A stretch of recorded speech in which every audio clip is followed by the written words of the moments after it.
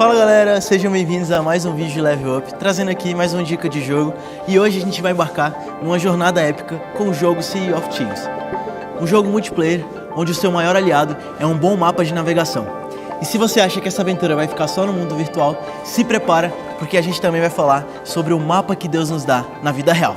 Bora lá? This is the day your crew was joined by Captain Jack Sparrow. SWOT é um jogo de aventura online lançado em 2018, onde você, como um pirata, explora ilhas, enfrenta inimigos e busca tesouros. E aqui, o mapa é sua principal ferramenta. Ele mostra onde você está, para onde deve ir e os desafios que vai enfrentar no caminho. Você pode jogar sozinho ou em equipe, e a cada missão, o mapa é essencial para guiar a tripulação pelos mares, revelando rotas, tesouros e até mesmo inimigos. E claro, sem um bom plano de navegação, é muito fácil se perder. Assim como no jogo, na vida real, nós também temos um mapa de navegação. E diferente do que muitos pensam, esse mapa já está disponível para todos nós. E é a palavra de Deus. A Bíblia é o nosso mapa para a jornada da vida, mostrando os caminhos que devemos seguir, os desafios que vamos enfrentar e as promessas que Deus tem pra gente. Quando seguimos o mapa que Deus nos deu, encontramos direção e propósito, mesmo em meio a tempestades e obstáculos. Galera, a vida espiritual é cheia de aventuras, e assim como em Sea of Thieves, a gente enfrenta desafios e incertezas. Mas temos um mapa seguro, que é a Bíblia, nos guiando em cada passo. Não importa quantas tempestades venham ou quantas batalhas surjam no caminho, Deus está sempre conosco, nos preparando para a vitória final. Então, mantenha foco no mapa, prepare-se para a jornada e persevere até o final. Valeu galera, espero que vocês tenham curtido essa viagem pelos mares de Sea of Thieves. Lembre-se de seguir o mapa que Deus nos deu e continuar firmes na jornada. A gente se vê no próximo episódio de Level Up. Valeu!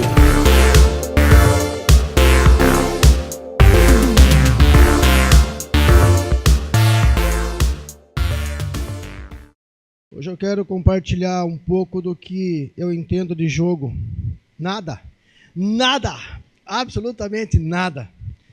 Mas quero compartilhar um pouco sobre o que o mapa, o lugar onde nos mostra... Quem já viajou aqui?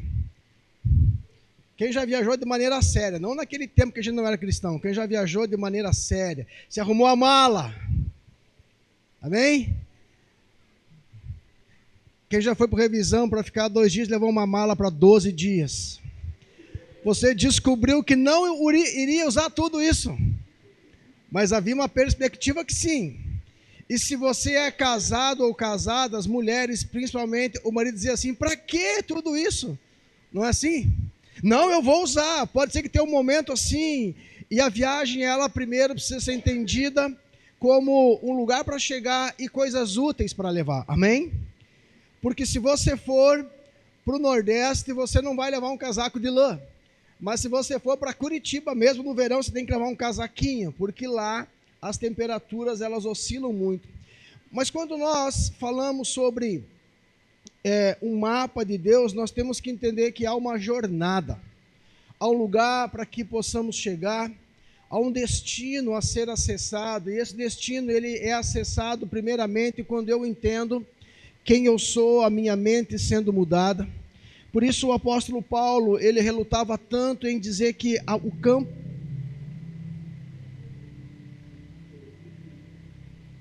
Da onde saiu isso? Por isso que o apóstolo Paulo lutava e relutava tanto em fazer com que as pessoas entendessem que deveria haver uma transformação de mente. E essa transformação de mente talvez nunca foi tão importante nesses dias. Nós vamos falar um pouco sobre isso. Mas curve a sua cabeça por um instante. Querido Espírito Santo, rendemos-nos diante de Ti, Senhor. Nessa noite, como fazemos todas as vezes, declaramos a nossa total dependência do Senhor, a nossa sede, o nosso desejo de sermos saciados, alimentados e direcionados pelo Senhor através da boa palavra, da palavra que nos dá direção. Em nome de Jesus. Amém. Nosso povo pentecostal desde pequenininho, mano, você viu o fogo ali, amém? Glória a Deus, presta atenção, nós vivemos um tempo onde você abre a internet, você ouve falar, e talvez você tenha alguma dúvida de quem você é, ou do que você deve ser, ou que a Bíblia diz que o que Deus tem para você ser. É interessante porque talvez você já tenha visto nesses tempos difíceis que as pessoas se identificam como coisas, se identificam como animais. E desculpe a expressão que eu vou dizer aqui, mas há muitos idiotas úteis que pensam que são gatos e andam de 4 nas ruas. Há muitos idiotas úteis que pensam que são cachorros, cavalos, seja o que for. E você vai ver que eles creem nisso. Há uma convicção tão grande dentro deles, e eles acreditam nisso. E esse grupo tem ganho adeptos de todos os lados, de todos os jeitos. Por quê? Porque são pessoas sem identidade. Elas não sabem quem são em Cristo, elas não sabem qual é o propósito da cruz. Até porque o apóstolo Paulo diz que se as pessoas se perdem, é porque elas estão cegas, elas foram cegadas, porque o Deus desse século cegou o entendimento delas, para que não lhes resplandeça a luz do Evangelho. Então, quando o Evangelho, a Bíblia, a palavra de Deus, ela nos é apresentada, ela vai nos parecer uma afronta, e é, porque a maneira que o mundo vive, quando colocada diante de Deus, é uma afronta para quem está vivendo, porque eles pensam que isso é uma liberdade, e eles querem ser livres da maneira que eles pensam que é a liberdade, e eles vivem de tal maneira a viverem presos, pensando que são livres. E a Bíblia diz que foi para a liberdade que Cristo nos libertou.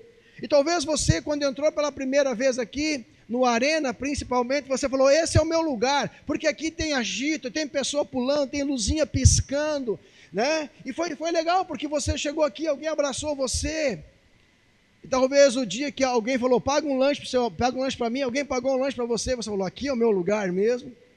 Mas só que quando você passa a frequentar e você passa a ser assíduo, você vai ver que há algo que não é só um ambiente, até porque Deus não mora aqui, amém?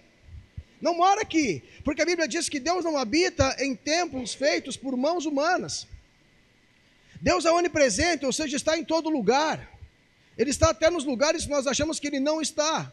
Falando de religiosidade, vamos falar um pouco sobre isso também. Mas entenda que quando você começa a perceber, ou a se perceber dentro do mapa de Deus, de um projeto de Deus, você vai se descobrir que talvez por um momento você é aquela semente que caiu entre os espinhos.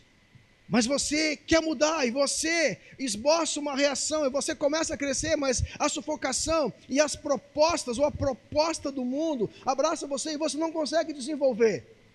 E você vai dizer, isso não é para mim. Porque não é para mim, eu tenho o meu jeito, eu não cresci assim.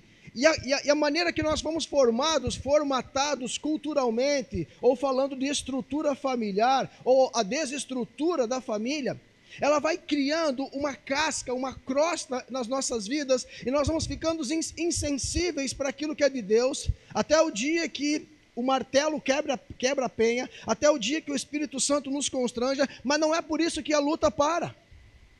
Porque a carne continua militando contra o Espírito. Então, quando nós falamos para você que você transar com seu namoradinho é pecado, isso é uma afronta, porque lá fora é normal. Você usar droga para relaxar e ficar zen, não, isso todo mundo faz. Ah, se Deus criou maconha, por que eu não posso fumar? Já ouviu isso? Já perguntou isso? Se a Bíblia diz que eu posso todas as coisas, que tudo me é lícito, que tudo me é permitido, sim, ela diz que nós somos livres para escolher, mas a Bíblia também sugere que nós não nos escravizemos a partir disso. Então esse mapa, essa estrutura, essa direção de Deus, ela precisa nos levar a um caminho, mas não um caminho que eu penso, porque a Bíblia diz que há caminhos que me parecem perfeitos, mas que no final geram morte. E eu não sei o que passa na sua cabeça, eu não sei a motivação do teu coração. Eu quero acreditar que você está aqui porque você se autodeclarou que esse é o seu lugar e que você tem lutado contra aquilo que até então dominava você, dominava a sua mente, e você entende que Deus tem para você um destino, e é mais do que um dia, uma sepultura, é um destino eterno. Mas não somente isso, porque a Bíblia diz que Paulo fala assim: se nós esperamos em Cristo tão somente nessa terra, nós somos as criaturas mais miseráveis. Ou então, o que ele quer dizer? Aqui eu conheço a Deus, eu passo a me conhecer, e agora eu passo a entender que eu faço parte do projeto de Deus e ser um instrumento dele para manifestar o céu na terra. Quando você se descobre assim, você vai saber que existe um destino para você. Agora entenda algo: toda estrada leva a algum lugar, todo caminho leva a algum lugar. Concorda comigo? A não ser uma rua que fica ali próxima, a Rua Porto Alegre, que quando eu mudei para cá, eu ia visitar o nosso diácono, e quando eu voltava, eu sempre errava e caía numa rua sem saída. Mas isso é de vez em quando, mas todos os caminhos levam a algum lugar. E quando nós entramos por um caminho, nós tomamos decisões, nós sabemos aonde nós queremos chegar. Sendo certo, errado, duvidoso, certo para nós, nós sabemos aonde queremos chegar. E a Bíblia diz que tudo que nós fazemos, todas as nossas decisões, todas as nossas sementes, elas trarão uma colheita. E essa colheita, inevitavelmente, não se pode evitar essa colheita após uma semeadura, após escolhas. Esses dias estávamos num grupo conversando, e aí alguém disse: eu engravidei aos 14 anos, é uma mulher já que é líder dentro da igreja, e eu não comentei nada, porque eu fiquei pensando, 14 anos, há 20 anos atrás, era muito precoce. Até porque a iniciação sexual das meninas no Brasil, hoje ela está mais ou menos isso, 13, 14, alguns casos extremos 12, porque isso tornou-se natural. Porque Satanás apresenta esse caminho como um caminho bom, como um caminho de prazer, apresenta uma liberdade onde não há mais honra em casa, não honram mais pais, não honram mais autoridades, não honram mais aqueles que deveriam ser honrados.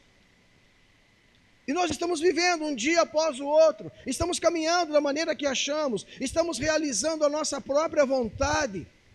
E vai chegar um dia, escute o que eu vou dizer para você, vai chegar um dia que você vai abrir os olhos pela última vez, ou fechá-los pela última vez. Vai chegar um dia, e talvez nós estejamos idealizando, nós já de bengalinha, né, veinho, talvez, tomara que nós cheguemos a uma idade de poder olhar para trás, e poder pensar naquilo que Moisés escreveu no Salmo 90, 12, quando ele diz: Senhor, ensina-nos a contar os nossos dias, para que alcancemos coração sábio. Talvez nós possamos chegar nesse momento e olhar para trás e dizer: nossa, em tempo eu tomei a decisão certa, em tempo eu escolhi o caminho certo, e tudo o que eu vivi a partir de Cristo é o que eu deveria ter vivido, e é o que eu não me arrependo de nada, é o que eu desejo, eu desejava ainda mais. Mas muitas pessoas não só chegarão a uma idade avançada, mas precocemente se perderão, porque elas escolhem ou escolherão caminhos errados, caminhos que parecem mais fáceis, escolherão atalhos. O apóstolo Paulo diz que, deixando as coisas que para trás ficam, ele prossegue para um alvo. O que é um alvo? É o destino. E ele fala o que é esse alvo, que é o prêmio da soberana vocação em Cristo. Será que todos levantariam suas mãos se eu perguntasse: quantos aqui têm projeto de vida? Quantos almejam chegar a algum lugar? Quantos almejam chegar ao nível profissional? Mas se eu perguntar: quantos frequentam a escola matando aula? Quantos já pararam de estudar? Quantos já abriram mão? Todos os caminhos. A mídia aqui é boa porque é ao vivo, né? Ela mandou uma mensagem para mim: está torto o latão. Arrumou agora, mídia? Muito obrigado, tá bom? Eles nem tinham reparado, eles estavam tão presos na minha mensagem, agora eu perdi o fio da meada. Porque, você já ouviu aquela expressão, Maria vai com as outras? Ou João vai com os outros, ou não sei o quê. Nós vamos escolhendo o que os outros escolhem. E nós nos tornamos massa de manobra, porque nós vamos fazendo o que todo mundo faz. Eu, quando cheirei a minha primeira carreira de cocaína, eu cheirei porque eu queria fazer parte de um grupo, era autoaceitação. O primeiro cigarro de maconha foi dentro de um carro fechado, porque eles diziam, vamos fazer um saunão. Porque todo mundo fazia, isso era o must da época. E aquilo me escravizou, e aí eu parti para outras drogas, porque um caminho errado, ele vai levar você para um destino errado, se não for interrompido, e houver uma conversão, uma mudança de rota, para que eu acerte o caminho proposto, e esse caminho proposto é o que o Evangelho me diz, e nesse caminho há uma segurança, porque a Bíblia diz que lâmpada para os meus pés é a palavra dele, é luz para o meu caminho. Então, se você está aqui hoje e ainda não entendeu, você tem que permitir que o Espírito Santo abra a sua cabeça, estou falando de forma espiritual, e ministre sobre você, que esse é um lugar de você aprender para viver a melhor história da sua vida, ou a única história certa na sua vida. Mas é necessário desenvolver isso, e você só desenvolve isso quando você tem pessoas que estão caminhando com você nesse caminho certo. E não é porque você vai optar por esse caminho certo, que tudo vai ser mamão com açúcar, não. Há um texto maravilhoso, projeta por favor Josué 1:9.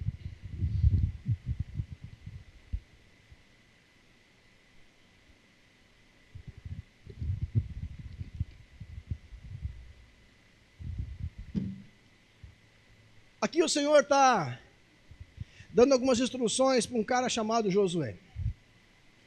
E esse cara até então, ele era a sombra do maior líder do Antigo Testamento, Moisés, que morre, e agora esse moço sai, deixa de ser coadjuvante para ser protagonista na história de Deus. E ele fala assim, cara, Moisés morreu, mas tudo bem, você está apto, você vai tomar o lugar dele, e você vai chegar no lugar aonde eu destinei que o meu povo que está sendo guiado vai chegar. Mas olha o que ele diz, não te mandei eu, aqui ele já é recorrente, porque ele já havia dito, você tem que ser valente, cara, tem que ter bom ânimo. Ser forte e corajoso, não temas, nem te espantes. O que sugere isso? O que sugere esse conselho? Você vai ter problema. Se o problema aparecer, fica tranquilo, esboce coragem, não temas. Por quê? Porque o Senhor, próximo, teu Deus é contigo por onde quer que andares. A tua vinda aqui, o teu aprendizado, a tua decisão, não vai te isentar de você ter problemas, crises, mas você vai ter sempre uma direção por essa palavra, como você mudar a rota, como você administrar e vencer as suas crises, como você entender quem você é, independente da desestrutura familiar, da onde você veio, daquilo que foi imposto culturalmente na sua vida, para uma nova história, porque as coisas passadas estão lá, para quem é nova criatura, tudo se fez novo, não é isso que a Bíblia diz? É exatamente isso, e essa é a proposta, não só eu chegar e dizer assim, eu parei de fazer isso, legal, mas o que eu estou fazendo agora com o que Deus está apresentando na minha vida? O porquê eu nasci? Para qual propósito do céu eu nasci? Como que Deus quer me usar? Já que se eu tenho que entender que sou filho, como Deus quer me usar? É nesse processo de aprendizagem, de experiências com Deus e com a ação do seu Espírito que nós vamos sendo levados a esses níveis maiores de percepção e de conhecimento, de discernimento. Discernir é você perceber com clareza. E a Bíblia diz que a pessoa natural, ela não entende as coisas com clareza, ela não discerne as coisas, porque as coisas de Deus se discernem, elas se entendem com clareza de maneira espiritual. Então, quando somos espirituais, é quando nós já vencemos etapas que nos escravizaram e tomamos decisões por andar por lugares que vão trazer algo bom, que vão nos dar um destino. Esses projetos que você tem de vida, aonde Deus está neles? Ou Deus está neles? Aonde Jesus se encontra no teu projeto? De que maneira você se move?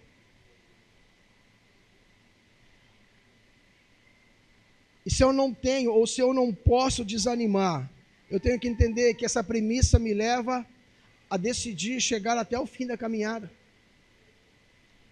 Até o fim da caminhada.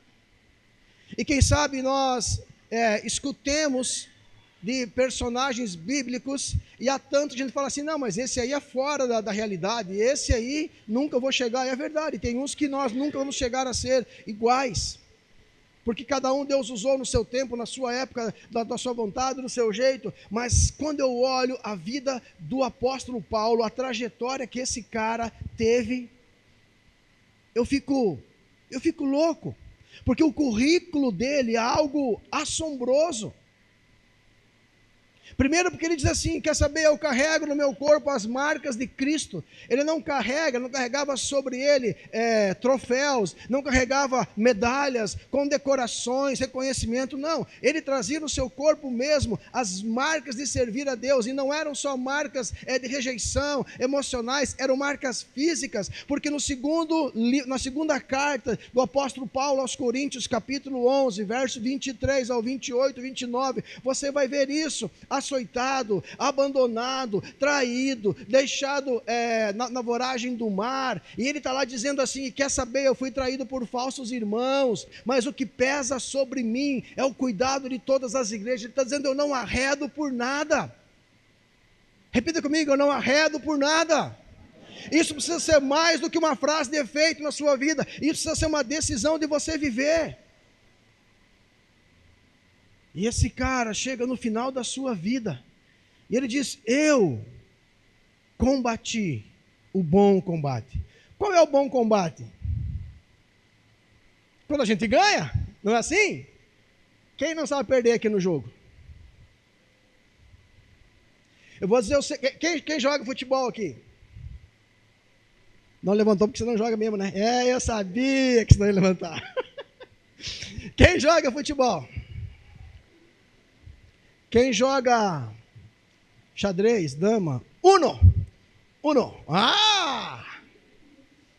Uno até não dá muito para manipular, mas quem joga futebol, eu falo por mim, quando eu era criança, eu sempre jogava. Porque eu era o dono da bola, irmão. Eu era o dono da bola. Vamos jogar bola, vem. Quem que é do time do Vilcinho? Era eu. Eu e mais tanto, porque eu era o dono da bola. E aí, quando nós olhamos para essa trajetória, o bom combate é quando a gente encontra êxito. Mas há combates na caminhada com Cristo que, da nossa maneira, na nossa visão, nós vamos perder. E não quer dizer que nós estamos perdendo verdadeiramente. É que Deus está permitindo que nós estejamos sendo despojados de tanta coisa para sermos revestidos nele, por coisas eternas, coisas sobrenaturais. Mas você vai ter que definir e reavaliar alguns caminhos que você tem tomado. De que maneira você tem se portado? De que maneira você tem aceitado? O que é a palavra de Deus para a sua vida? Se ela for só mais um livro, beleza, você pode tê-la num bom armário, num bom aparador, alguma coisa. Algum complô hoje comigo, não? Não, porque o diabo não é. Porque o diabo não está mexendo na mesa, ou está? Não, né?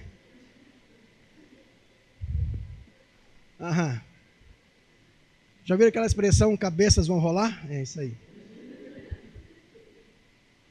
Então, quando nós olhamos para a carreira proposta, irmãos, há algumas coisas que nós temos que parar e reavaliar.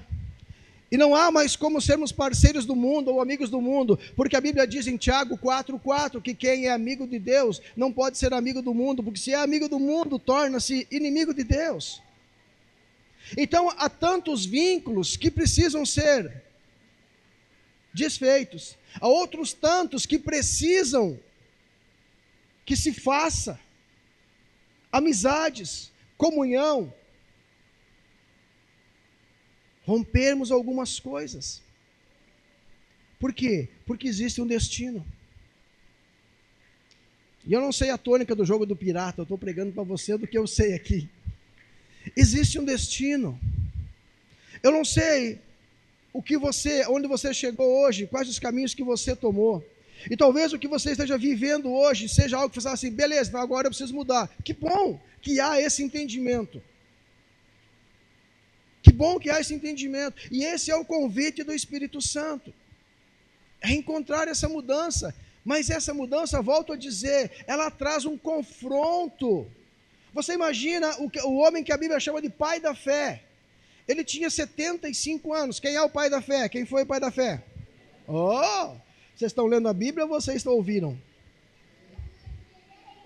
E de repente, Deus aparece para ele. Mas olha o contexto. Deus aparece para ele no capítulo 12 de Gênesis. No capítulo 11, o seu pai havia morrido. E o seu pai tinha alguns rebanhos. Então, provavelmente, estava sendo feito um inventário. Ia sobrar uma herança boa para ele. Aí Deus fala assim, cara, sai da sua terra, do meio da tua parentela e anda. E Deus diz assim, vou fazer de você pai de nações. Nações surgirão de você, a partir de você. E ele diz, se tu uma bênção. Imagina alguém com 75 anos, embora a expectativa de vida naquela época, pelo que a gente lê na Bíblia, fosse maior, né, mais longa do que hoje. Um cara sai do conforto da sua casa, sem saber para onde ir, a única coisa que ele tinha era uma palavra de Deus. E você acha que uma palavra de Deus é pouca coisa? Sabe qual é o agravante? Deus disse que ia dar um filho dele com a mulher dele. O agravante é que a sua mulher era estéril. Então ele ouve a voz de Deus e ele começa a andar. E ele vai andando. E chega um momento da vida dele que ele está desanimado, e Deus dá uma visão para ele, no capítulo 15 de Gênesis. E nessa visão, o Senhor aparece para ele e fala, Abraão, sai do lugar, sai da tenda que você está, e olha para o céu, e conta as estrelas, porque assim será a tua descendência. Primeiro, se há coisas que limitam a sua visão, você tem que sair delas, porque senão você não vai entender, ou conhecer, ou perceber o que Deus quer com você. E para de desacreditar, porque se eu falei, tudo bem, só que Deus aparece nessa visão e some. E agora passa mais um tempo e nada. E nesse processo de não cumprir a palavra de Deus, alguém quis ajudá-lo. A sua mulher amada falou, meu velho, você já não é mais aquelas coisas, né? Você já não cozinha mais na primeira fervura. E eu não posso ter filhos. Vamos fazer o seguinte, quem sabe Deus quer usar algo diferente. Quem sabe Deus falou que ia ser comigo, mas só porque eu sou mulher, mas tem a nossa serva aqui, que a tua descendência seja suscitada a partir dela. E Abraão ouve a voz da sua mulher, e não era a voz de Deus. Nasce um filho, não o filho da promessa, o filho da precipitação. Deus aparece a ele depois de um tempo e diz, Abraão, anda na minha presença e ser perfeito. 25 anos depois do chamado, nasce o seu filho. 14 a 16 anos depois do nascimento, Deus fala, eu quero o seu filho, mata ele para mim. Mas era um caminho que Deus havia proposto para ele. O que eu quero dizer para você? Eu vou dizer para você que no caminho que Deus estabelece para você, pode ter algum, abre aspas, dissabores, mas Deus está cuidando de tudo. Ele só precisa uma decisão sua. Ele só precisa uma atitude sua. Primeiro que Jesus nos salva, amém? Esse é o propósito bíblico, Jesus quer nos salvar. Nós o recebemos, cremos nele, a Bíblia diz que aquele que crê nele é salvo, quem não crê já está condenado. Mas agora ele quer desenvolver em nós a salvação, através da obediência e da santificação, porque Hebreus diz, sem santificação ninguém verá a Deus. Mas nesse processo de santificação, ele vai derramando sobre nós os seus dons, para que nós sejamos, segundo Paulo diz na primeira carta aos Coríntios 12:7, que a manifestação do Espírito Espírito é dado a cada um para aquilo que for útil. Então, volto a dizer, não importa quem você pensa ser, não importa de onde você veio, não importa aquilo que você viveu, aquilo que na sua mente limitou você, sai da tenda hoje e encare esse caminho que Deus tem para você, para levar você ao lugar que Ele preparou, a um destino, a uma herança e um futuro. Mas nessa caminhada, você ser um agente do céu, você reproduzir o céu na terra, você ser alguém que vai manifestar os dons dele aqui, para a vontade, para a glória dele. Se você não entender isso, você está perdendo tempo sentado aqui. Abra sua mente, se permita viver essa verdade de Deus, se permita viver essa vontade de Deus. Se você vem aqui para ficar do lado do menininho, da menininha, porque lá tua mãe não deixa, teu pai não deixa, repense isso. Se você vem aqui para olhar os gatinhos, ei, o que você ouve aqui é uma realidade do céu para mudar a sua vida. Mas se você não quiser, não tem problema. Mas Deus está dando uma oportunidade. Hoje, quando você abriu os olhos, Ele renovou o fôlego dEle sobre a sua vida, o amor dEle sobre a sua vida, as misericórdias dEle sobre a sua vida. Você acha que é pouca coisa? Alguém que pagou uma dívida, nossa, que não era para ele pagar, que ele não tinha nada a ver com isso, as nossas escolhas erradas, os nossos pecados. Ele vai àquela cruz, assume o princípio da substituição, a cruz era nossa, ele vai lá, e como ovelha muda, ele não abre a sua boca. Ele morre, ressuscita e nos leva e nos dá a garantia de que um dia estaremos com Ele, se crermos no seu nome, se fizermos a sua vontade, se andarmos por esses caminhos ou por esse caminho que Ele tem proposto. É a realidade do céu para a sua vida. Pare de tomar decisões erradas. Pare de escolher caminhos que vão agradar a sua alma, suprir as suas carências. Deixa Deus conduzir você. Pare de resistir. Pare de achar que ainda tem gente que nem saiu da fralda, acha que já é dono da sua própria vida. Há um projeto de Deus. E todos os projetos de Deus são perfeitos. São perfeitos. Submeta-se a eles.